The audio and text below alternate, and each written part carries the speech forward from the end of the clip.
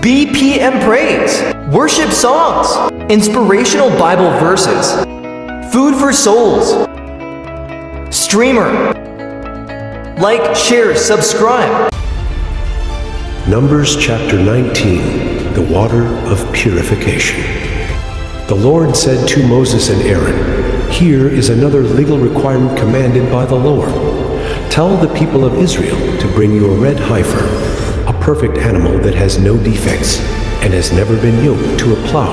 Give it to Eleazar the priest, and it will be taken outside the camp and slaughtered in his presence. Eleazar will take some of its blood on his finger and sprinkle it 7 times toward the front of the tabernacle. As Eleazar watches, the heifer must be burned its hide, meat, blood, and dung.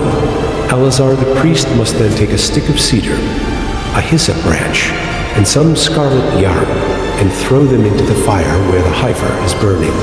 Then the priest must wash his clothes and bathe himself in water. Afterward, he may return to the camp, though he will remain ceremonially unclean until evening. The man who burns the animal must also wash his clothes and bathe himself in water, and he, too, will remain unclean until evening.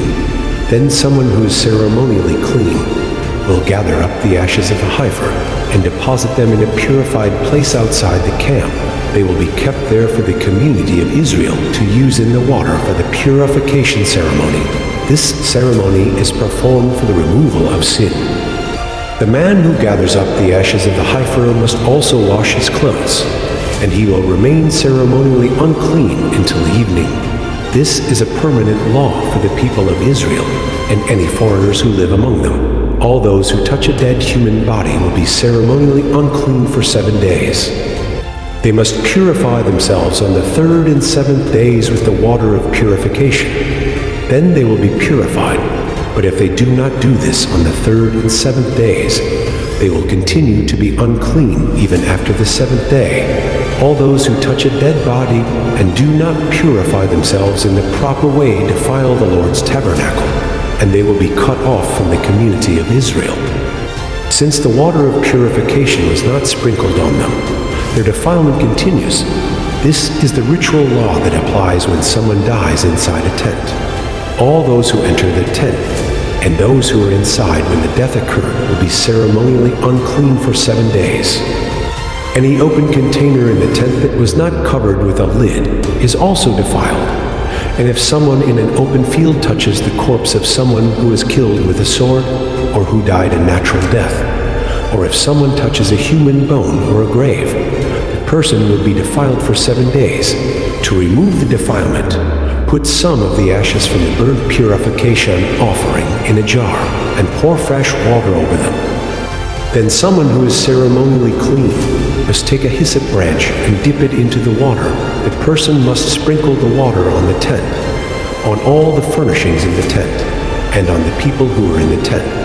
Also on the person who touched a human bone, or touched someone who was killed or who died naturally, or touched a grave. On the 3rd and 7th days, the person who is ceremonially clean must sprinkle the water on those who are defiled. Then on the 7th day, people being cleansed must wash their clothes and bathe themselves. And that evening, they will be cleansed of their defilement. But those who become defiled and do not purify themselves will be cut off from the community. For they have defiled the sanctuary of the Lord. Since the water of purification has not been sprinkled on them, they remain defiled.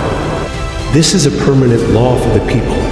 Those who sprinkle the water of purification must afterward wash their clothes, and anyone who then touches the water used for purification will remain defiled until evening. Anything and anyone that a defiled person touches will be ceremonially unclean until evening. Thank you for watching. Please subscribe, comment, and like for more.